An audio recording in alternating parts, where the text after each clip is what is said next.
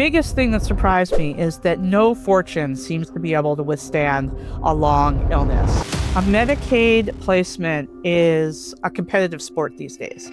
Some people are in what I call the club sandwich generation, which is they have kids, then there's their age group, then they have parents that they're helping, and then some people still have grandparents that are still alive, but their parents are already needing help. So if you have a grandma who's 99 and your parents are in their 70s, they might both need help and they can't take care of each other anymore. For this book, I had this whole experience taking care of my mom, and I wanted to be everybody else's cautionary tale. And what I missed with her in the early stages were little signs that she needed more help than she was getting, and she was too proud to ask for it. So obviously there's this financial planning for end-of-life care, but there's also a lot of conversations that probably need to happen around inheritance too. The number one question I get asked by people my age is, should I be buying long-term care insurance? And the answer is... I'm Bradley Sherman, and this is Population Next. And on today's show, we're speaking with Beth Pinsker. She's the author of a new book about financial caregiving, one that's an eye-opener and helps adult children navigate these transitions in later life with our parents. Beth, welcome to Population Next. It's so good to have you today. Your book, My Mother's Money, opens with a moment where everything shifts. That phone call where your mom's independence essentially ends. What did that moment teach you about the abrupt shift in financial life that becomes someone else's responsibility, like yours? It made me realize how little I prepared for that moment, even though we had done a lot. I think it actually frustrates a lot of people to know that that you can do everything right and it's still hard. But it's just because having somebody be sick in your family is a hard thing. Losing somebody is a hard thing. And so going through all of these things that you have to do as the person who's the caregiver, they end up, there are obstacles involved, and you have to be prepared and try to plan ahead to avoid the biggest of them so that you can focus on the task at hand, which is really taking care of somebody who's sick or grieving somebody who's just died. You don't want to be messing around in red tape in those moments. Right. And I think planning is really a central theme to your book. And it's so important for people to wrap their heads around because, you describe your mom as incredibly capable. And I think most of us see our parents as that way. But then something does happen. And I think you described it almost like a cliff, that there's the illusion of this control until something collapses. How can we foresee that as adult children? I missed a lot of signs. I like to think of myself as my own cautionary tale. I write these articles all the time about people who have, a blip in their portfolio, something that they haven't done right, or some problem they're trying to solve. And they're my cautionary tales. And I'm like, you don't want to end up like this person, so you should do X, Y, or Z. Well, for this book, I had this whole experience taking care of my mom, and I wanted to be everybody else's cautionary tale. And what I missed with her in the early stages were little signs that she needed more help than she was getting, and she was too proud to ask for it. So when I did step in, when I did have, boots on the ground and started looking around at stuff, I saw that things had been difficult for her for some time. And I wish I would have been able to step in earlier because it would have made her life easier. And then it would have made my life easier because I would have had a rolling start instead of, falling off a cliff. So in practical terms, I wrote about something like this for my Substack last week because we're home for the holidays. We're looking at things that might be simply out of place. What are some things that our listeners should be paying attention to when they're home for the holidays, or where they might be making a surprise visit to see mom or dad? Yeah, your ORCA method is good. I forget what exactly the letters stand for, but it's observe, uh, Report, have a report. conversation, and then make an action plan. Yeah, so those are all the key things. For me, it was realizing. For me, it was I could hear it in a tone of voice in my mother's on a phone call. And if she rushed me off the phone and said she was busy, I would call her every day. We call her parents every day when they get, older. And we think it's for them, but it's really for us. And my mom would just listen to me blather on about my life, and offer advice all the time, at any time on demand I wanted. Sometimes we used to call her the bubby sitter because when I was having a frustrating moment with my kids, I would say, let's call Bubby and ask her about it. And I would just put her on the phone with them and it would distract them enough for me to be able to catch my breath. And, that was what she served at. But sometimes towards the end of things, before her surgery, she would shoo me off the phone. She would say, "Oh, I can't talk right now. I'm busy." And I should have seen that as a warning sign because she was hiding something. She didn't want to talk to me because she was in pain or she was having some sort of, uncomfortable thing going on that she didn't want me to know about. And if I stayed on the phone with her any longer, I would have, understood that. And she was trying to protect me from it. And oftentimes we have to trust our instincts, right? If we feel something's off, it might actually be off. Yeah. And when I would go and visit, ladies at the pool would come over to me surreptitiously where my mother couldn't hear, and they'd say, "We're a little worried about your mom. Um, she seems to be having a lot more trouble than she's letting on." And I was like, "You guys are all just catty old ladies." Um, and I sort of dismissed and poo-pooed all the things that they were saying, but we could have helped a lot more earlier than we did. Right. And that early intervention often really lightens the burden later on because it does almost have a multiplier effect if we don't act.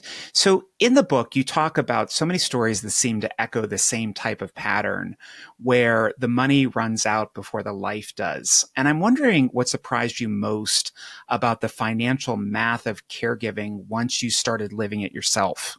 The biggest thing that surprised me is that no fortune seems to be able to withstand a long illness.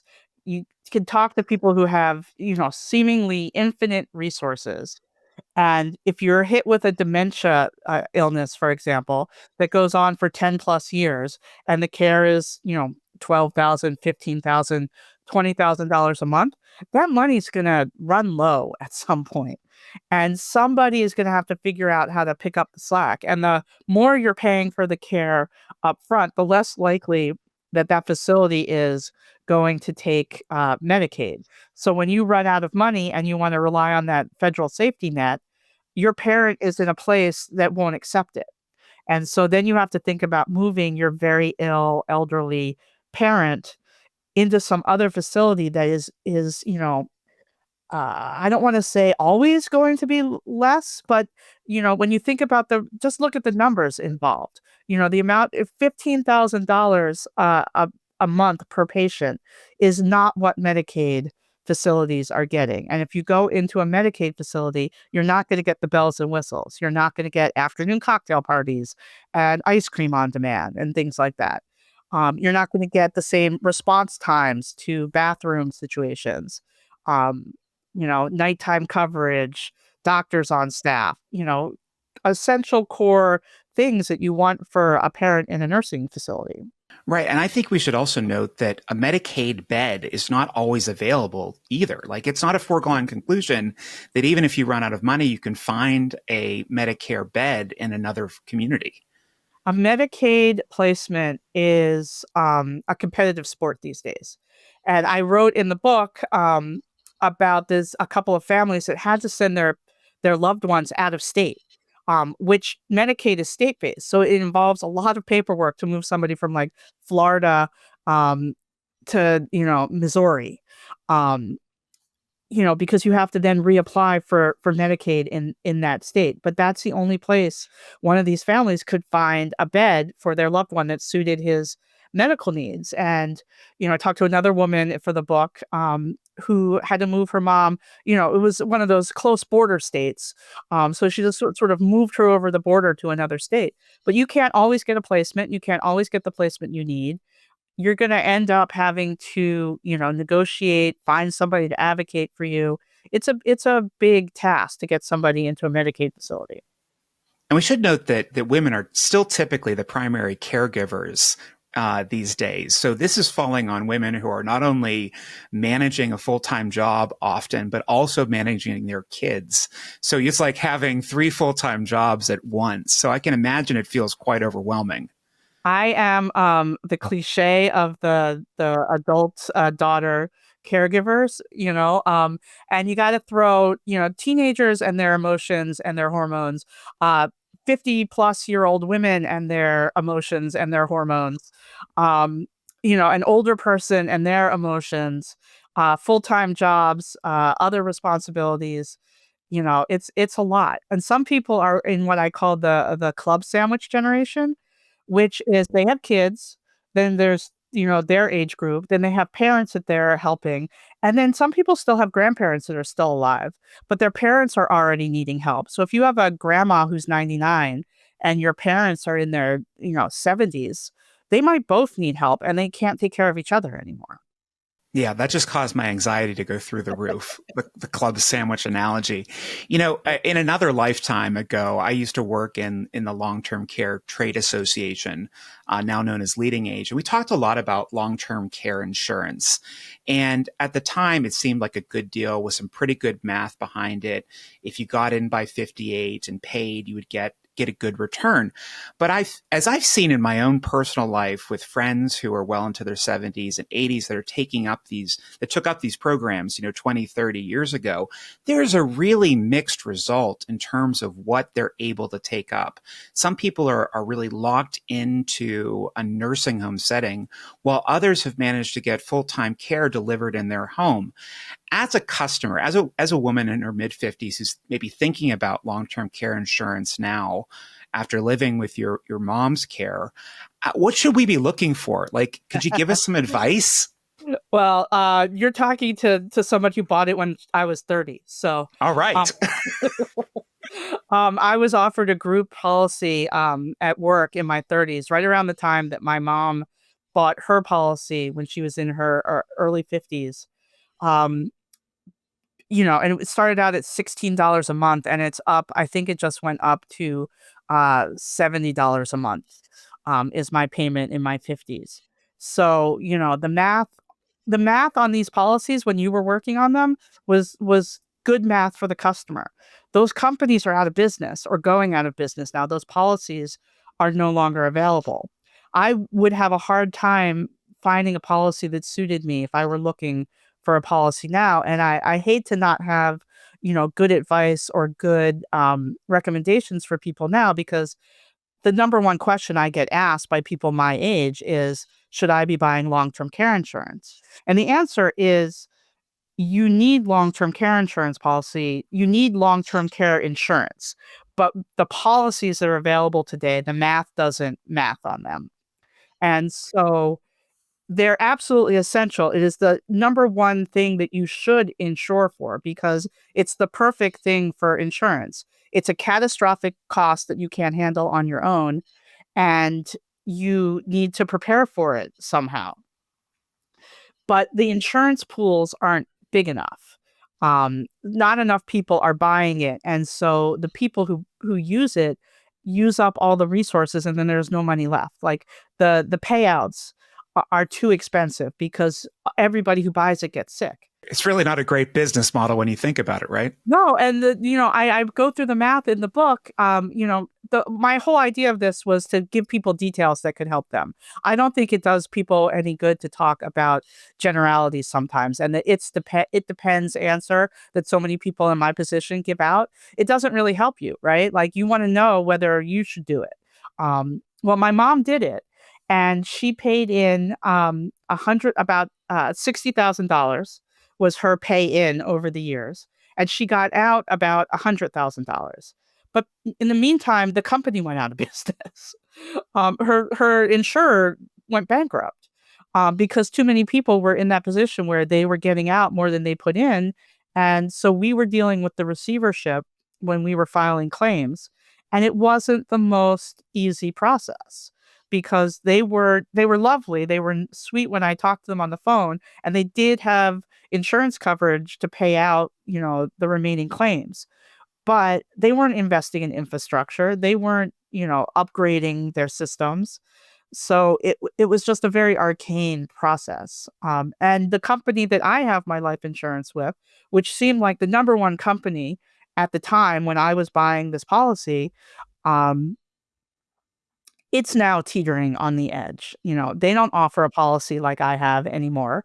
And, it remains to be seen whether say I need this policy in 30 years when I'm in my 80s. I don't know that that company is still going to be around.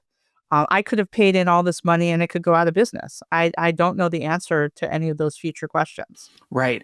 So I want to pivot slightly here and talk about some of the tougher conversations around money.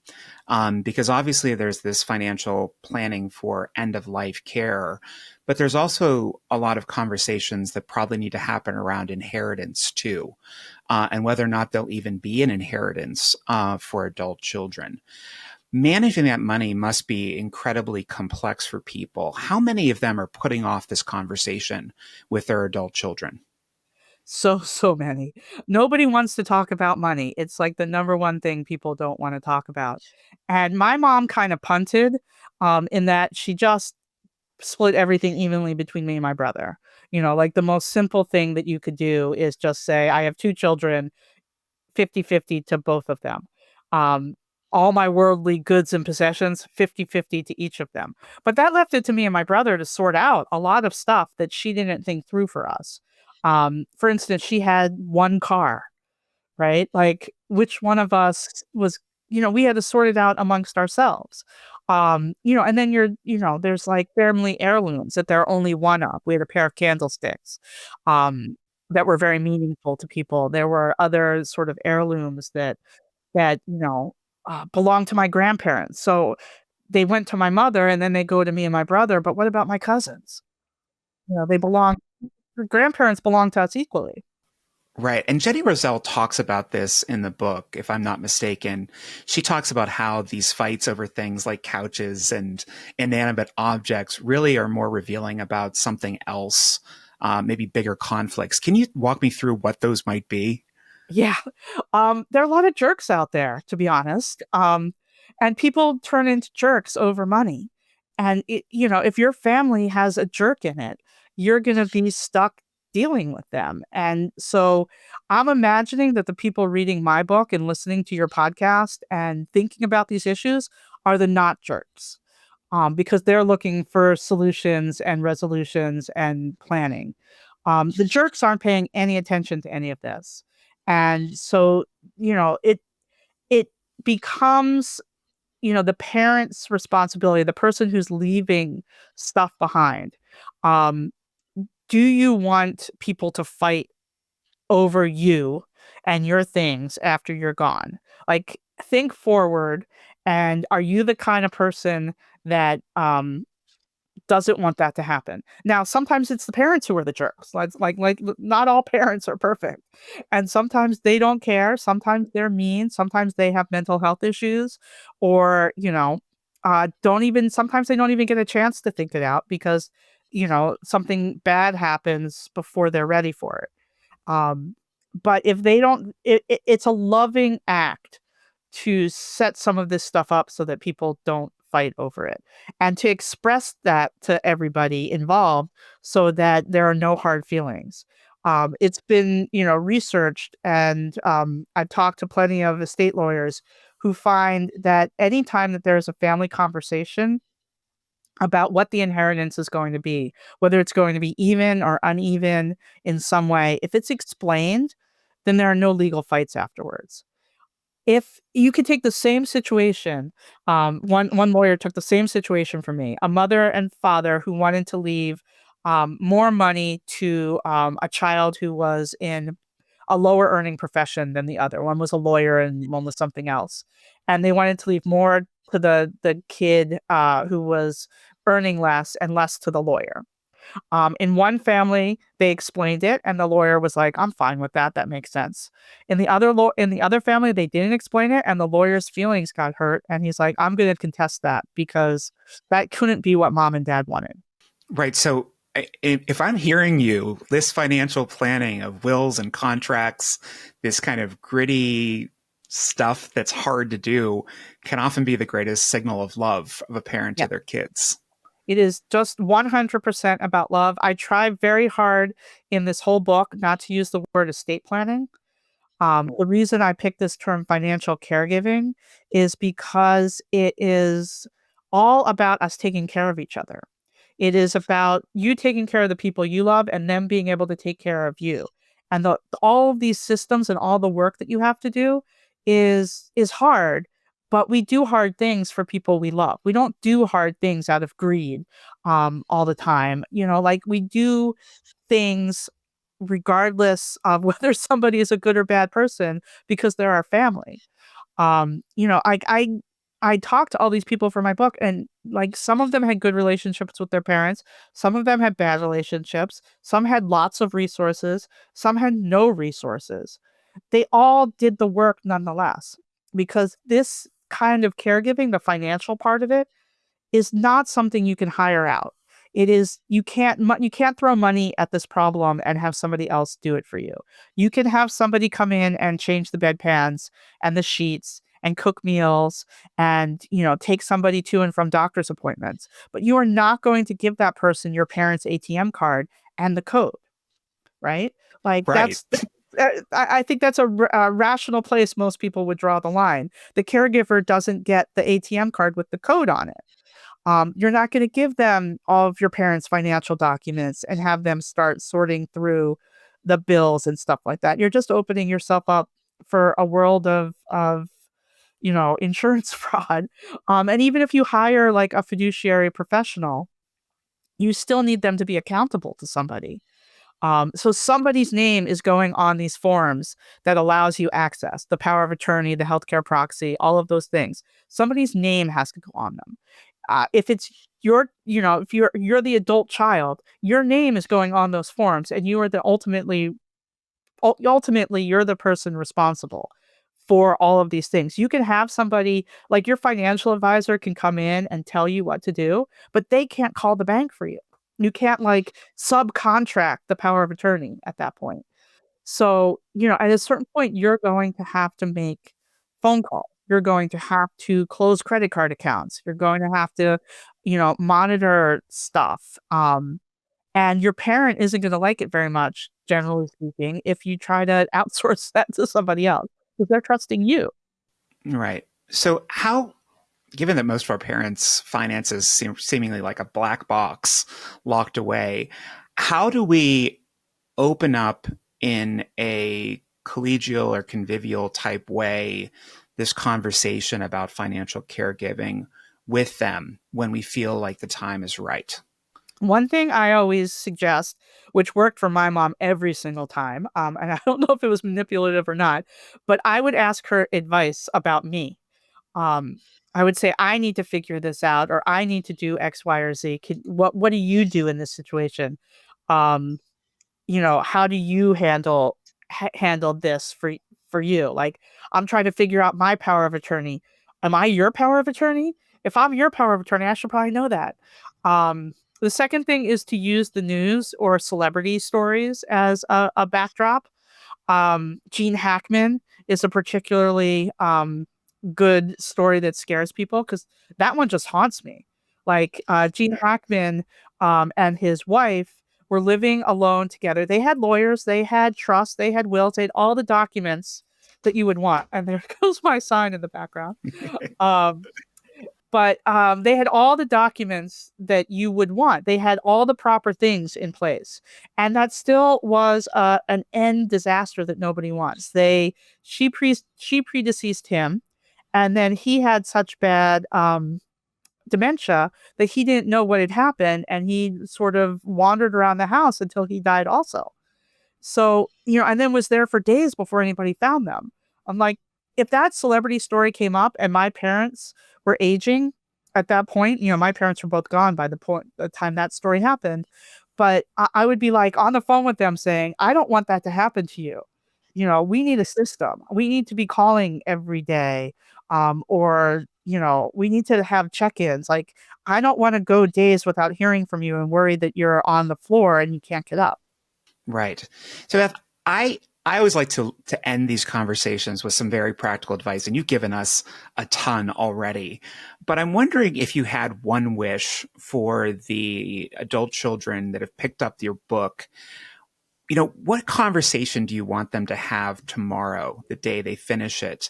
And what do you want them to really take away from it? Because sometimes we read something different than what the author gives us. What do you want them to hear? Yeah, so I have these do nows at the end of every chapter, and one of the do nows is, I think, the most important one. And it's because you get an understanding from my book that if you are the caregiver, it's your responsibility to make sure you have these things in place, because you're the one that's holding the bag at the end of the day. You're the one that's going to clean up all this mess. Um, and so you need to send out an email blast to anybody who would call you in an emergency.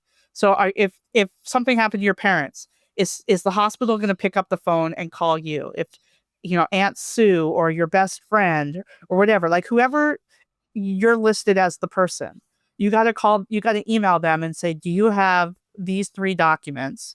A power of attorney, a healthcare proxy, and something for after you're dead, like a will or a trust.